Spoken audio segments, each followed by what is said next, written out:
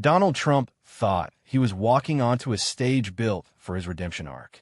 What he didn't know was that Bill Clinton had arrived first, with a file full of receipts, 2 decades of scars, and a sentence sharp enough to unravel the show before the first question dropped. The Emergency Constitutional Summit wasn't designed as a duel. Officially, it was framed as a discussion on presidential authority. But the moment the camera panned across the room, it became clear this was the reckoning. Kristen Welker took her seat with the precision of someone who knew the headlines had already been written. Tonight, we ask one question. What defines the limits of a president?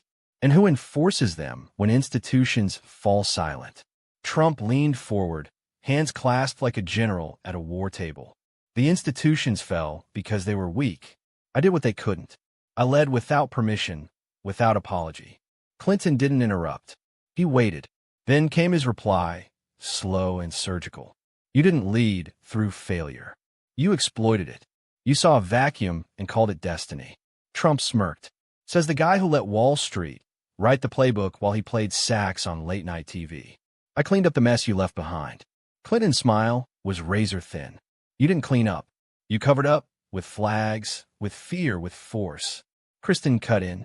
Mr. President, your administration has pushed the bounds of executive power more than any in modern history. Trump didn't flinch. Because I had to. Obama hesitated. Biden froze. I moved. History remembers movement. Clinton raised an eyebrow.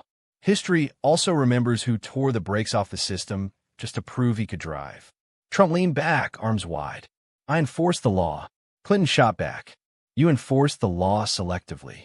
You turned policy into performance. Trump's voice hardened. The courts upheld my decisions.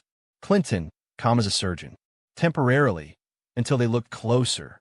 Kristen tried to steady the rhythm. Is there common ground between you two? Clinton answered first. There is one. A democracy can't wait for an election to fix what it already knows is breaking. Trump scoffed. You speak like you still run things, and you act like no one else does. Clinton returned, eyes unblinking. The screen behind them flickered to life. A clip from The View played Clinton weeks earlier on national TV. He's not managing a government. He's orchestrating a purge. He's disappearing people, not policies. That's not governance. That's performance dressed in patriotism. Trump didn't look, but the country did. Clinton looked straight into the camera and said nothing, because the clip had said everything. The clip flickered to life behind them again. Grainy, raw, brutally clear. The View hadn't invited Clinton for nostalgia. They handed him a mic because the country had tuned out. Now America was forced to tune back in. He's not governing. He's staging a purge. He's not eliminating policy. He's eliminating people. That's not administration. That's theater draped in patriotism. Kristen Welker turned toward Clinton. Do you stand by these words, President Clinton? He didn't blink. I do. And I'm here because most people didn't hear them the first time or refused to. In the last 18 months, ICE has conducted over 6,700 raids without due process alerts, many tied to sealed or retroactive warrants. Over 900 individuals remain unaccounted for, with no legal record of detention, trial, or release. These aren't policy mishaps. These are human disappearances. Trump smirked. Here we go again. Bill still thinks he runs CNN. Laughter rippled across the MAGA seats. But Clinton didn't flinch. Strange how loud a man becomes when he fears what silence will reveal. Kristen interjected. You're accusing the president of state-led kidnappings. I'm documenting patterns, Clinton replied. In Arizona, Utah, and Texas, we have affidavit from local sheriffs who were ordered to deny access to immigration counsel. We have FOIA block documents from DHS. You want receipts? I brought them. Trump cut in. You mean the receipts from George Soros and the DNC? Clinton opened a folder. These ones are signed by Trump's own appointees. Internal memos from ICE dated June 3rd, July 18th, October 2nd, explicitly authorizing transport without intake under national security exceptions. I didn't make these up. You signed them. Trump bristled. They were threats. We neutralized threats. Clinton's voice dropped, grave now. Threats don't vanish into black sites, Mr. President. Enemies do. And when you start deciding who disappears, you're no longer defending democracy. You're scripting its demise. Kristen tried to pivot. President Clinton, some critics argue your language has become more combative than clarifying. Are you speaking for the Democratic Party? No, Clinton replied. I'm speaking for a constitution that doesn't care about parties. I'm here because someone has to call out the line between rule of law and rule by fear. Trump's tone hardened. I'm protecting Americans. Clinton, then explain why over 60% of those detained under E-014-221 had no criminal record, and nearly 40% were under age 16. A hush fell. Clinton closed the folder slowly. I've been accused of many things, but I've never been accused of hiding children. Kristen hesitated, then dropped the next question. Let's talk about what you both did with power, and what that says about the office. The table went still. The screen behind them dimmed. Clinton had drawn the line. Trump was about to cross it. The question came from Kristen Welker like a blade disguised as a feather. What limits the president? Law or conscience? Trump leaned forward, both elbows on the desk, his grin wide and waiting to devour airtime. They started investigating me before I even took office. Not one day in peace. Not one. And I still delivered more jobs, more growth, more strength than anyone since Reagan. He let that linger, then delivered the punchline. You don't check a president who wins. You follow him. A few in the audience clapped. Clinton didn't move. He waited, then calmly, and without raising his voice, he sliced through the performance. They didn't check you because they feared you. They checked you because you feared the Constitution. Trump blinked, trying to laugh it off. But Clinton didn't stop. Let's count. 6 inspectors general removed. 1 judge publicly threatened. You called the FBI scum. You tweeted that the Supreme Court hates America. And you told your supporters to fight like hell when you lost. That's not being checked. That's you trying to checkmate democracy. Trump scoffed. Says the guy who redefined executive privilege to cover late-night interns. A few gasps. Clinton didn't flinch. I was investigated. I complied. I testified under oath. 11 hours, no notes. You held rallies. Trump interrupted. Because I had the people. Clinton answered without pause. You had their attention. You mistook it for trust. The audience shifted. Kristen leaned back, giving them space to collide. Trump threw his arms slightly. So what? I governed. I brought jobs back. I cut taxes. I made deals they said were impossible. Clinton leaned in, quieter now, but with weight behind every syllable. You governed like America was a casino, one that owed you chips. But public office isn't a payback plan. He paused, locking eyes. When power doesn't serve the public, it becomes theater. And you weren't the president. You were just the main act. Trump grinned. And you were what? The usher? Clinton replied, still unshaken. Number was the reminder that the lights eventually come on. And when they do, people notice who stole the silverware. The audience murmured. A tweet from a Politico lit up the live feed. Clinton to Trump. You feared the Constitution. Summit showdown. Kristen turned to Clinton. So your point is that power has a moral boundary? Clinton nodded. Power without scrutiny breeds vengeance. And vengeance dressed up as justice burns every rule we've written together. He turned back to Trump. You didn't come here to govern. You came to erase the parts of America that embarrassed you. Trump narrowed his eyes for the first time. He didn't interrupt. Clinton looked to the audience. This isn't about ideology. It's about decency. I had failures. I faced consequences. You declared war on accountability itself. He folded his notes gently, then looked up. And when the office becomes a weapon, the republic becomes collateral. Kristen broke the silence. Let's talk about what each of you did with power and what that says about the office. Lights dimmed for the next segment. The room exhaled. The lights shifted tone, cooler, sharper. Clinton opened a folder on the desk before him, revealing a photo. A grainy mugshot of a young Salvadoran man, face digitally darkened, eyes blurred from menace. He placed it upright on the table between them. His name is Mario Tejada. He came here when he was 9, lived in Maryland. No priors, no gang affiliations, just worked double shifts and sent money back to his mother. Trump barely glanced at the photo.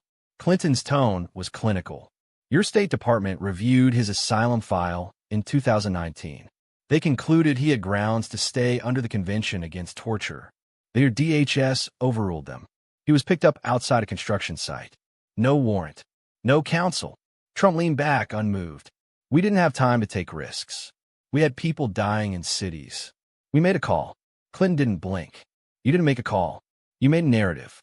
That photo, your ICE office lightened the gang tattoos in the original picture, darkened his skin, and distributed it to media under the label MS-13 recruitment threat. Trump smirked. That photo scared gangs. Mission accomplished. Clinton's voice dropped. Numbers scared voters. That was the mission. He slid another document across the table. Tejada is still in solitary confinement. For years. No trial. No charges. His family's requests have been denied under national security prerogatives. He's disappeared inside a country that never formally judged him. Trump scoffed. That's called protecting borders. Americans first. Clinton replied immediately. That's called erasing people and pretending they never mattered. A beat of silence. Kristen interjected, measured. Governor Clinton, are you saying the executive branch knowingly doctored evidence to justify detention? Clinton didn't hesitate. Yes, and I say it knowing full well what the stakes are. He looked into the camera, because power that acts without process, without conscience, becomes tyranny in a suit. Trump waved a hand. It's always a lecture with him. Mario Tejada isn't the only story. We had to deal with thousands. We stopped caravans. We ended catch and release.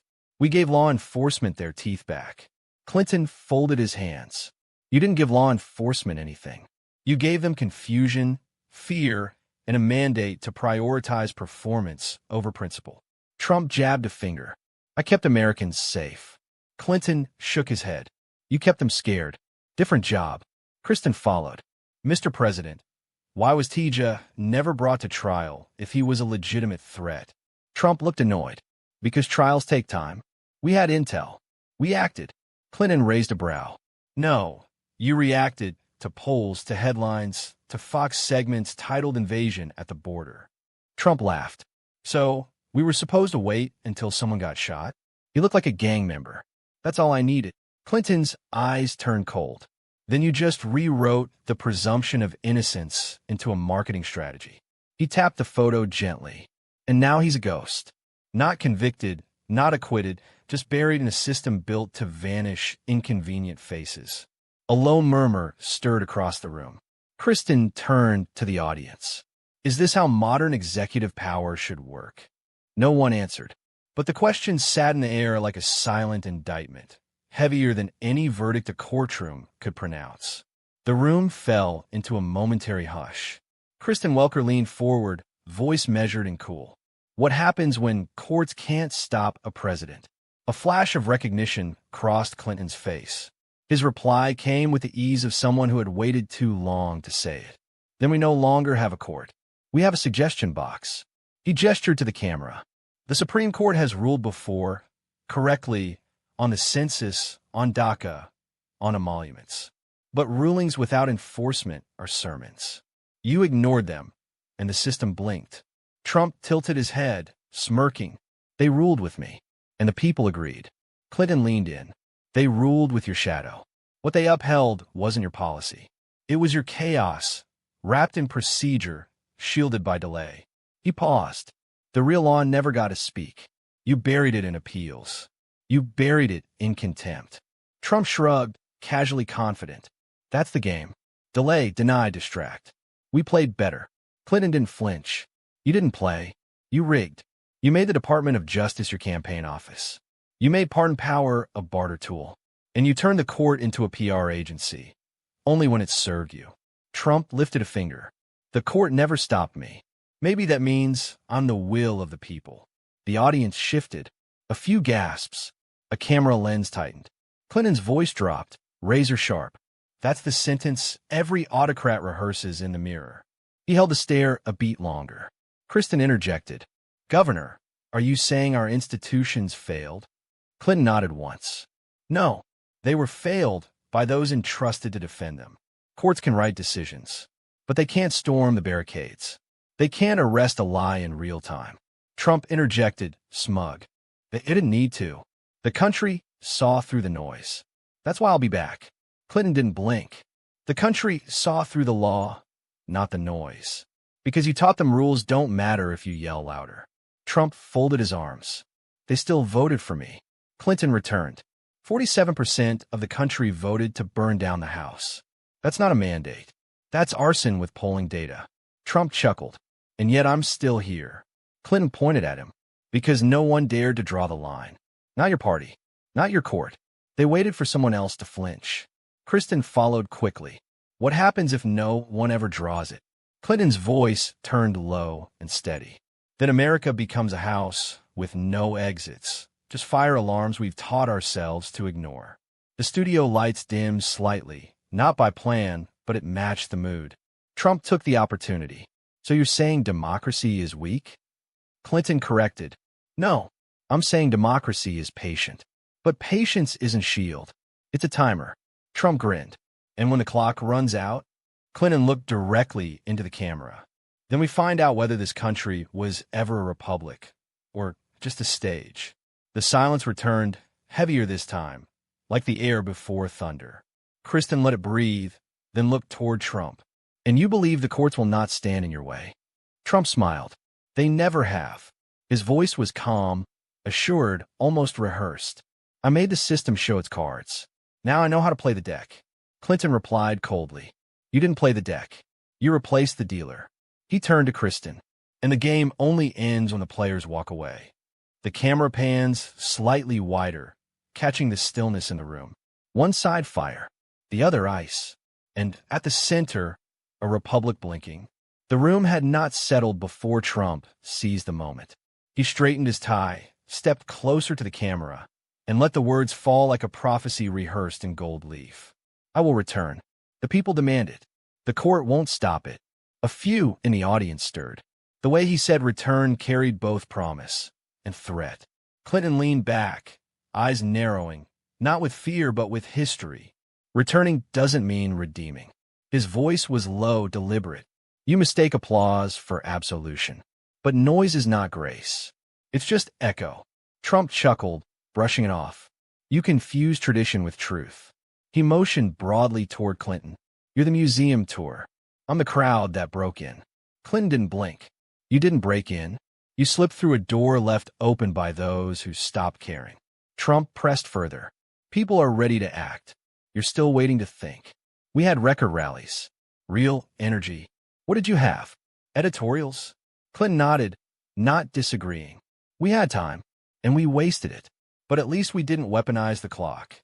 The temperature in the room shifted. Trump raised a brow. You call it weaponizing. I call it momentum. Clinton leaned forward. You call it momentum when the guardrails fall off and the bus keeps rolling. But some of us still remember where the brakes are. Trump waved him off. Brakes? We're accelerating. That's what America voted for. Clinton snapped. No. They voted while tired, while scared, while misled.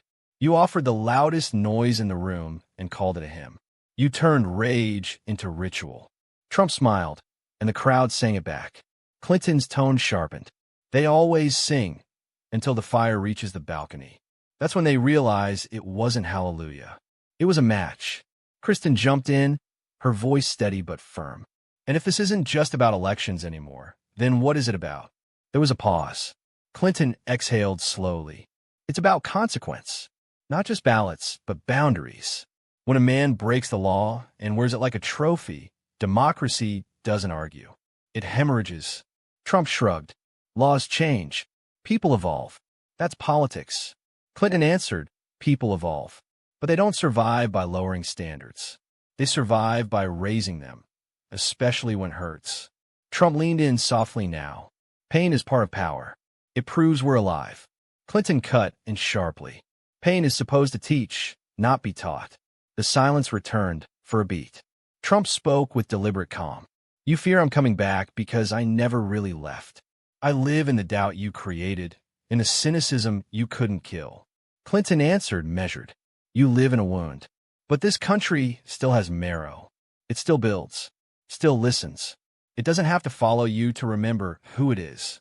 Trump's grin returned. But it will because chaos is honest. Order is a script, and people are done with fiction. Clinton stood still, eyes locked on his. You're right. Fiction ends. But truth outlives actors. Kristen watched both men like a pendulum caught mid-swing. She turned to the audience, to the camera, to the pulse beyond the room. So which is it then? Hallelujah or hellfire? Neither man answered, because history was still writing. Outside the debate hall, floodlights clashed with protest signs. Screens lit up with 100 headlines in real time, but none louder than a single quote, clipped and re-uploaded 1,000 times. Democracy doesn't die. It dissolves quietly, legally. Within an hour, that line made its way into late-night monologues, union newsletters, and TikTok duets spliced over footage of Capitol riots and deportation bans. Clinton's voice echoed over images, not from a movie, but from a country struggling to remember what reality used to be. On MSNBC, Rachel Maddow blinked twice before saying he just reframed the entire modern presidency in a single sentence. Over on Fox, Jesse Waters grinned. Well, if Clinton misses being president, he sure auditioned hard tonight. But it wasn't cable news that carried the weight. It was the thousands of young voters reposting the clip, writing, "This isn't about Trump. It's about what we let power do while we binge-watched history." On Reddit, someone compiled all past executive actions from both parties that bypass Congress. The thread trended under the title, "We didn't elect kings, we normalized them." Even conservative libertarian forums asked, if checks and balances are ceremonial, are we a republic or just a ritual? Meanwhile, Trump's campaign email blasted the night as a liberal pity parade. But donations didn't spike. Memes did, most showing Trump on a throne made of shredded ballots, captioned the last king of the United States, self-crowned. And yet the haunting part wasn't the noise. It was the quiet after. That kind of stillness only exists when everyone feels the edge, but no one knows which way the blade will swing. A final voice from a student protester in Philadelphia summed it up. I don't want to wait for a vote to tell me if I still live in a democracy. I want to know now,